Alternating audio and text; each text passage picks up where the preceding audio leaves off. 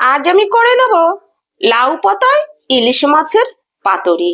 ইলিশ মাছের অনেক রকম রেসিপি তো খেয়েছেন, কলা পাতায় পাতুরিও খেয়েছেন। এই লাউ পাতায় ইলিশ মাছের পাতুরি খেতে হয় ভীষণ ভালো। এই এক পাতুরিতেই এক থালা ভাত নিমিষেই শেষ হয়ে যাবে, আর খেয়ে সবাই ভীষণ প্রশংসা করবে। তাহলে আপনারাও একবার এভাবে লাউ পাতায় ইলিশ মাছের পাতুরি করে খেয়ে দেখুন। আমি লাউ পাতায় ইলিশ মাছের পাতুরি রেসিপিটি কিভাবে করলাম, আমার সঙ্গে থাকুন আর দেখতে থাকুন। নমস্কার, তাপসী রান্নাঘরে সকলকে স্বাগত। শুরু করছি নতুন একটা দিনে নতুন একটা ভিডিও। আজকে আমি করব লাউ পাতা দিয়ে ইলিশ মাছের পাতুরি।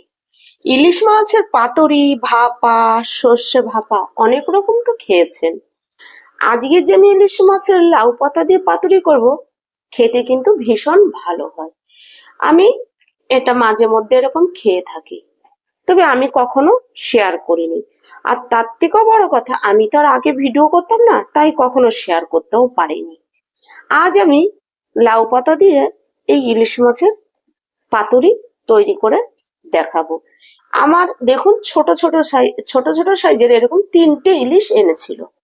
আমি আগে কালকে একবার করে খেয়েছি অন্যরকম রেসিপি। আজকে আমি এটা আবার করব, তার জন্য এখানে আমি 8 পিস মাছ নিয়েছি। এভাবে ইলিশ মাছ দিয়ে লাউ পাতার পাতুরি করলে ভীষণ ভালো হয় খেতে। আর এই একটা পাতুরিতেই 1 পিস মাছ দিয়ে যে একটা পাতুরি হয়, সে একটা পাতুরি হলেই কিন্তু পুরো ভাত খেয়ে নেওয়া যায়, আর কিছুরই দরকার হয় না। তার সাথে কি হয়, লাউ পাতাটাও খাওয়া যায়। যেরকম কলা পাতায় করলে অনেকেই আছে কলা পাতার গন্ধটা কিন্তু নিতে পারে না। এবার মাছটা আমি আগে থেকে কেটে ভালো করে ধুয়ে রেখেছি, এবার আমি সাইডে সরিয়ে রাখছি। এবার নিয়ে নিয়েছি এখানে আমি কচি কচি লাউ পাতা। কলা পাতায় মাছ পাতুরি করলে অনেকে কিন্তু খেতে পারে না, সেটা আমিও খেতে পারি না। কেন খেতে পারি না? কলা পাতার যে একটা গন্ধ আছে, আমি না সেটা নিতে পারি না, তার জন্য আমার ভালো লাগে না, আমিও খেতে পারি না। তবে এই লাউ পাতায় যে পাতুরি করলে সেটা ভীষণ ভালো লাগে আমার কাছে, এবং আমাদের ঘরের সবাই কিন্তু খেতে ভীষণ ভালোবাসে। দেখুন, আমি যে লাউ পাতাগুলো নিয়েছি, এর এই বোটা থেকে ধরে এর পিছনের এই শিরগুলো কিন্তু এভাবে এই শিরের থেকে এই যে আঁশগুলো ছাড়িয়ে নিতে হবে। এতে পাতাটা বেশ ভালোভাবে সিদ্ধ হয়ে যাবে। আর এই আঁশটা না ছাড়ালে এটা কিন্তু একটু শক্ত টাইপের থেকে যাবে। তার জন্য আমি পাতাটা ভালো করে ছাড়িয়ে নিচ্ছি আর আপনাদের দেখিয়ে দিচ্ছি। আমি কলা পাতায় পাতুরি করলে খেতে পারি না বলে আমি আমার জন্য কখনোই করি না। তবে আমি লাউ পাতার পাতুরিটা ভালো খাই, এবং আমার ঘরের লোকও কলা পাতার পাতুরির থেকে লাউ পাতার পাতুরিটা ভালো খায়। আবার অনেক জায়গা আছে কলা পাতা পাওয়া যায় না, যেরকম টাউনে। আমার ক্ষেত্রেও কিন্তু সেটাই হয়, কলা পাতা পাওয়া যায় না। আমি যেহেতু আমার নিজের বাড়িতে থাকি না, আমি থাকি ভাড়া বাড়ি টাউনের মধ্যে, আমি অনেক সময় না অনেক কিছু পাই না। তা সত্ত্বেও সব অসুবিধাটাকে আমার সামলে বা মেকআপ দিয়েই কিন্তু আমাকে ভিডিও করতে হয়। যারা গ্রামে আছে তারা সবকিছু হয়তো অ্যাভেলেবেল পাবে, কিন্তু দেখুন আমরা যারা টাউনে থাকি তারা কিন্তু এই সব জিনিস সবসময় পাই না। শুধু টাউন না, অনেক জায়গাতেই অনেক কিছু পাওয়া যায় না। তারা কি তার জন্য খাবে না? তবে লাউ পাতাটা কিন্তু মোটামুটি সব জায়গায় পাওয়া যায়, টাউন, শহর, গ্রাম। যেরকম গ্রামে হয়তো একদম টাটকা তুলে আনতে পারবে, দেখাতে পারবে, আমরা টাউনে যারা থাকি তারা কিন্তু সেটা পারবো না। দেখুন, আমার বাজার থেকে লাউ পাতাগুলো কিনে এনেছে, কিরকম ঢলে গিয়েছে, একটু কিরকম হয়ে গেছে। কিরকম বলতে কি, একটু সে টাটকা ভাবটা নেই। প্রচন্ড রোদ এখন, গরমটাও পড়েছে, বাজার থেকে জিনিস নিয়ে আস্তে আস্তেই শুকিয়ে যায়। কি করব বলুন, তার জন্য তার খাওয়া বন্ধ রাখা যাবে না। তাহলে চলুন আমি পাতাগুলো রেডি করে ধুয়ে নিয়ে তারপরে আবার আসছি।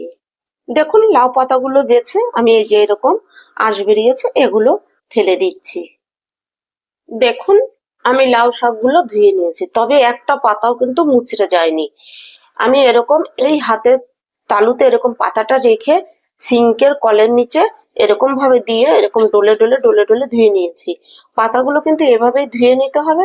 পাতাগুলো যেন ধোয়ার সময় দলে মুছড়ে না যায় আর ফেটে না যায়। ফেটে গেলে কিন্তু তাহলে পাতুরি করার সময় মশলাটা বেরিয়ে যাবে। এবার পাতাগুলো ধুয়ে ঝুড়িটার 4 সাইডে এরকম ছড়িয়ে দিয়েছি, মাঝখানটা ফাঁকা রেখে পাতার গায়ের থেকে এক্সট্রা জলটা বেরিয়ে যাবে। এবার পাতুরি করার জন্য আমি এখানে শিল নিয়ে নিয়েছি। এবার নিয়ে নিচ্ছি সর্ষে, কালো সর্ষে নিয়েছি। এখানে 3 চা চামচ কালো সর্ষে আছে। সর্ষেটা আমি চায়ের ছাঁকনিতে দিয়ে ভালো করে ধুয়ে নিয়েছি, যেহেতু বাজারের কেনা সর্ষে প্রচুর পরিমাণ নোংরা থাকে তার জন্য। আর এখানে আমি নিয়েছি 1 চা চামচ পোস্ত। আপনারা চাইলে পোস্তটা নাও ব্যবহার করতে পারেন, আবার চাইলে সমান পরিমাণ পোস্ত ব্যবহার করতে পারেন, আবার শুধু সর্ষে দিয়েও করতে পারেন। দিয়ে এবার এখানে আমি দিয়ে দেব 4-5টা শুকনো লঙ্কা। শুকনো লঙ্কাগুলো সেই পরিমাণ ঝাল নেই, তাই আমি একটু 4-5টা দিয়েছি। আর দিয়ে দেব আমি 4-5টা কাঁচা লঙ্কা। আমি ঝালটা আপনারা আপনাদের পছন্দ মতন ব্যবহার করবেন, আমি ঝালটা আমার পছন্দ মতন ব্যবহার করছি। এবার এই সবগুলো একসঙ্গে দিয়ে এর মধ্যে এখন আমি দিয়ে দেব সামান্য পরিমাণ নুন। এটা দিয়ে আমি ভালো করে শিলে স্মুথ করে পেস্ট করে নেব বা বেটে নেব। আপনারা চাইলে এটা মিক্সিতেও করতে পারেন। তাহলে চলুন আমি আগে এটা শিলে বেটে নিই, তারপরে আবার আসছি। আমার সর্ষে পোস্ত বাটা কমপ্লিট। এবার আমি এটা তুলে নেব, প্লেটে তুলে নেব। এই যে প্লেটে আমি মাছ নিয়েছি, এই মাছের মধ্যে আমি মশলাটা তুলে নিচ্ছি। সর্ষে পোস্ত লঙ্কা দিয়ে বেটে আমি মাছের মধ্যে তুলে নিয়েছি। এবার আমি এখানে দিয়ে দেব পরিমাণ মতো নুন। এখানে যে পরিমাণ নুন লাগবে আমি সেই পরিমাণ নুন দিয়ে দিচ্ছি। যেহেতু বাটার সময় কিন্তু আমি কিছুটা নুন দিয়েছি, সেই হিসাব করে নুনটা দিতে হবে। আর দিয়ে দেব আমি পরিমাণ মতো হলুদ। এবার নুন হলুদ দেওয়া হয়ে গেছে, এবার দিয়ে দিচ্ছি আমি সর্ষের তেল। এখানে আমি 3 টেবিল চামচ সর্ষের তেল দিয়ে দেব। সর্ষের তেল দিয়ে দিয়েছি, দিয়ে আমি ভালো করে হাত দিয়েই মেখে নেব। আর এভাবে হাত দিয়ে না মাখলে কিন্তু মাছের সঙ্গে ভালো করে মশলাটা লাগবে না, তাই ভালো করে সব মশলা তেল হলুদ নুন দিয়ে মেখে নিতে হবে। দেখুন মশলা দিয়ে মাছের সঙ্গে আমি ভালো করে মেখে নিয়েছি। এবার এটা সাইডে রেখে আমি রেডি করে নেব পাতাগুলো। দেখুন আমি আর একটা প্লেট নিয়ে নিয়েছি। এবার এই লাউ পাতা নিয়েছি। এবার একটা পাতা এরকম করে দিচ্ছি, বোটাটা এইদিকে রাখছি। আর একটা পাতা দেখুন এইভাবে দিয়েছি, মাথাটা মিডিলে দিয়ে বোটাটা এদিকে রাখছি। এবার এই পাতার মধ্যে আমি দিয়ে দিচ্ছি মাছ। আমার মাছগুলো যেহেতু ছোট ছোট, তাই আমি এখানে কিন্তু 2 পিস করে মাছ দিয়ে দেব। কারণ এত ছোট মাছ 1 পিস খেয়ে তো মন ভরবে না। আর তারপরে হচ্ছে লাউ পাতায় পাতুরি। লাউ পাতায় পাতুরি খেতে কিন্তু ভীষণ ভালো লাগে। আমি কথা দিচ্ছি আপনারা একদিন ট্রাই করুন। কলা পাতার পাতুরি তো অনেক খেয়েছেন, বা সর্ষে মাছ, সর্ষে বাটা দিয়ে ইলিশ মাছ অনেক রকম ভাবে খেয়েছেন, এভাবে একবার খেয়ে দেখুন। এবার আমি দিয়ে দিচ্ছি এর উপরে একটা কাঁচা লঙ্কা, আর দিয়ে দেবো সামান্য একটু সর্ষের তেল। পাতুরি বানাতে একটু সর্ষের তেল লাগবেই। এবার আমি পাতাটা মুড়ে নেব। প্রথমে এই সাইড থেকে মুড়ে নিচ্ছি, এই সাইড থেকে মুড়ে নিলাম। পাতাটা ছোট, মুড়তে আমার একটু অসুবিধা হচ্ছে, তাই উপর থেকে আমি এই পাতাটার হাফ ছিঁড়ে নেব, যেন অন্য পাতুরিটা তো আমার কাজে লেগে যাবে। তাহলে ছিঁড়ে আমি এভাবে এটা মিডলটা আটকে দিচ্ছি, দেখুন এরকম করে। আর পাতাগুলো যদি বড় হতো তাহলে কিন্তু আমাকে এভাবে না মুড়লেও হতো। এভাবে ভালো করে ধরে এরকম করে দেখুন। এবার এই মাথাটা মুড়ে নিচ্ছি। আর পাতাটা কিন্তু এভাবেই মুড়তে হবে যেন পাতাটা ফেটে না যায়। এবার দেখুন এইভাবে ধরে মুড়ে নিয়েছি, এই দেখুন। এবার আমি এটা সুতো দিয়ে বেঁধে নেব, এই যে এরকম করে। দেখুন কত সহজেই কিন্তু হয়ে গেল। তাহলে আমি কিন্তু এভাবেই পাতাগুলোর কিন্তু রেডি করতে হবে। দেখুন আমার একটা পাতুরি কিন্তু বাঁধা কমপ্লিট। দেখুন আরো একটা পাতা কিন্তু আমি রেডি করে নিয়েছি। এবার এটার মধ্যে কাঁচা লঙ্কা আর সামান্য একটু সর্ষের তেল দিয়ে দিচ্ছি। দিয়ে এর উপরেও আমি যে পাতাটাই যে ছিঁড়ে নিয়েছি, এই যে অর্ধেক অংশটা আছে, এটা এভাবে দিয়ে চাপা দিয়ে দিচ্ছি। দিয়ে এই সাইড থেকে মুড়ে দেব, এই সাইড থেকে মুড়ে দেব, দিয়ে এভাবে দিয়ে পাতাটা এভাবে ভেঙে দিচ্ছি। এভাবে করে নিলে আর বেরিয়ে যাওয়ারও ভয় থাকবে না। এই দেখুন, দুটো করে মাছ দিচ্ছি বলে আমার মানে পাতাগুলো ছোট, তার মধ্যে দুটো করে মাছ দিচ্ছি বলে একটু এরকম হচ্ছে।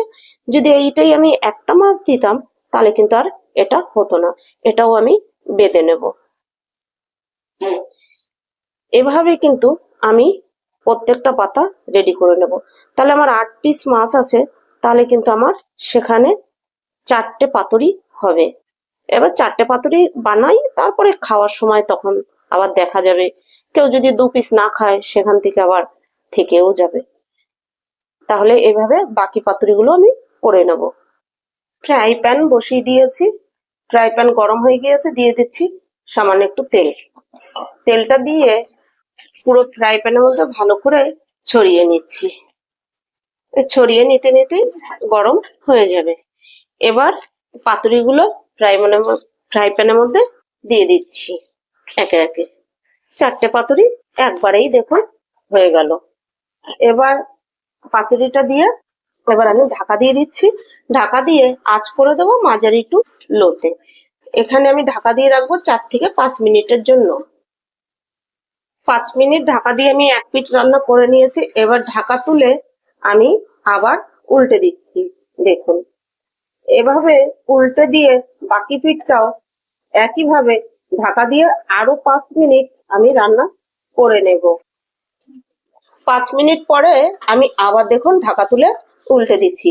দেখুন কতটা পরিমাণ লাউ পাতা থেকে জল বেরিয়েছে বা মাছ থেকেও বেরিয়েছে।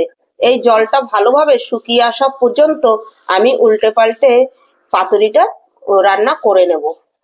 পুরো রান্নাটাই কিন্তু আমি ঢাকা দিয়ে করব, তাতে লাউ পাতাটাও ভালো সিদ্ধ হবে, মাছটাও ভালোভাবে সিদ্ধ হয়ে যাবে। ঢাকা তুলে নিচ্ছি।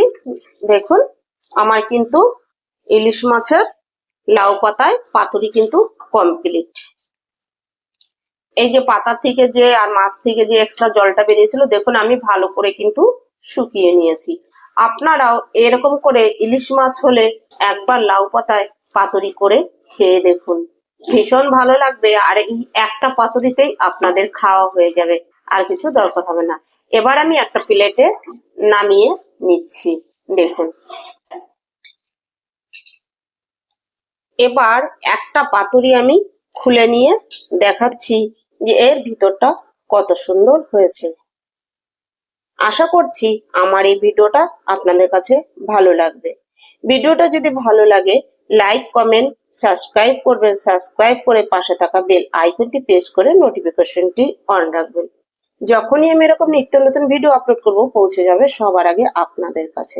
দেখুন, পাতাটাও এত সুন্দর সিদ্ধ হয়েছে, ভিতরের পাতাটাও আর উপরের পাতাটা বেশ মুচমুচে হয়েছে। খেতে কিন্তু ভীষণ ভালো লাগবে, আর সেন্টটাও বেরোচ্ছে ভীষণ সুন্দর।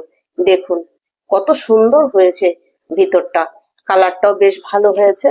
এবার আমি ভীষণ গরম তো একটা চামচের মাধ্যমে একটা মাছ কেটে দেখাচ্ছি যে মাছটাও কত ভালো সিদ্ধ হয়েছে। দেখতে পাচ্ছেন তো? দেখুন কি সুন্দর সিদ্ধ হয়েছে মাছটাও। এর একটা পাতুরিতেই কিন্তু 1 থালা ভাত শেষ হয়ে যাবে। তাহলে আপনারাও এভাবে ট্রাই করুন আর করে খেয়ে আমাকে কমেন্ট করে জানাবেন। ভিডিওটা ভালো লাগলে লাইক, কমেন্ট আর শেয়ার করুন। আপনাদের একটা লাইক, একটা কমেন্ট আমাকে ভিডিও করতে উৎসাহ দেয়। আজ ভিডিওটা এখানেই শেষ করছি। ফিরে আসবো নতুন একটা দিনে নতুন একটা ভিডিও নিয়ে।